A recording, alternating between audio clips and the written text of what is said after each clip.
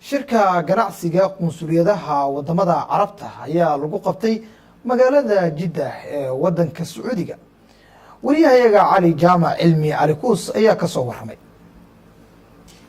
shir sanadeedkii caalamiga ee horumarinta dhaqaalaha iyo ganacsiga oo ay ka soo qayb galeen qunsuliyadaha rugta ganacsiga bangiga islaamka hay'adaha caalamiga iyo ganacsatada oo guud ahaan fadhigoodu yahay magaalada Jiddah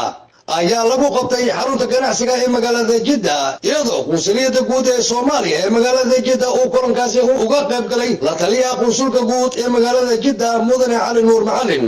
haddaba kulankaasi oo ay martigelisay isla markaana soo qabanqaabisay wasaaradda arrimaha dibadda boqortooyada Sacuudi Arabiya faraca ay ku leedahay magaalada barakeysan ee Maka al-Mukarrama oo ay la kaashatay rugta ganacsiga ee magaalada Jiddah ayaa waxaa si qoto dheer looga hadlay sidii loo horumarin lahaa iskaashiga dhinaca dhaqaalaha ganacsiga iyo isdhaafsiga macluumaadka dalalka iyo hay-adaha ay matalayeen xubnihii ka soo qayb galay kulankaasi iyadoo sidoo kale ahmiyad weyn la siiyey dhiirigelinta iyo xoojinta maalgelinta gaar ahaaneed ee ganacsada ku samayso mashaariicda kobcinta dhaqaalaha ee dalalkaasi.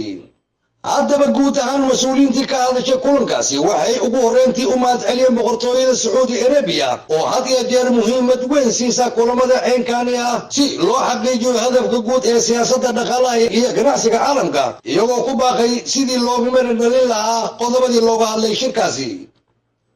علي جامع علمي على كوس وارباهن انت قرك الصوماليا SNTV Saudi Arabia.